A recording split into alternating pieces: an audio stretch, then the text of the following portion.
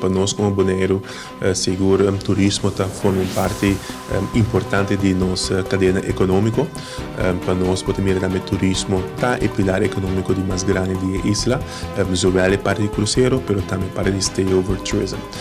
Meira que você, Bonaire, para hopi aia no agora aqui, nem aia passar, 10 anos passar, para mais de 60 anos já acaba a binta dedicar seu mês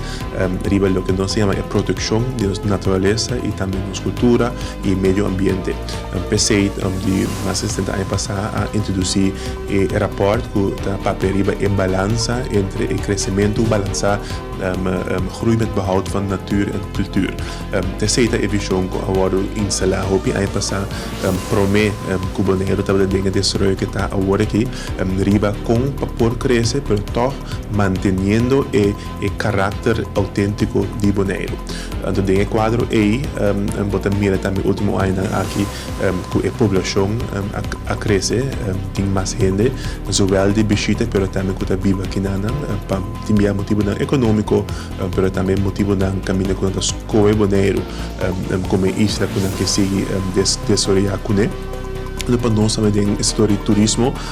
tem mesmo visão caminha com nós não papel solamente riba por exemplo o crescimento de quantidade de visitantes, mas riba a qualidade de tipo de visitante que nos atrai. Bonaire para o hopi aia, Bonaire por exemplo nós não conhecemos para all inclusives ou para câmara luxuoso de marca internacional, de cadeia de hotel ou de fast food chains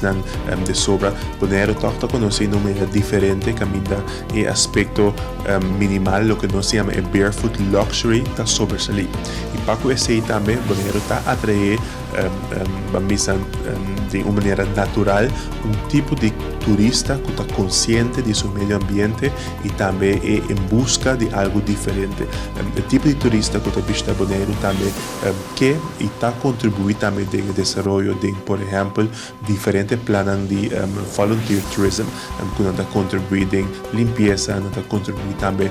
em conservação de nossa natureza. Por exemplo, Bonaire está pouco isso na região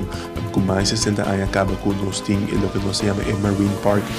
fee, como tem que pagar para poder entrar no Marine Park, nos água na blog, quando está na nossa isla. Tudo isso aqui não está pone que o tipo de visitante que vem em Bonaire é diferente comparar com um que quizás que vai a Hawaii ou que vai a América ou outra parte do mundo.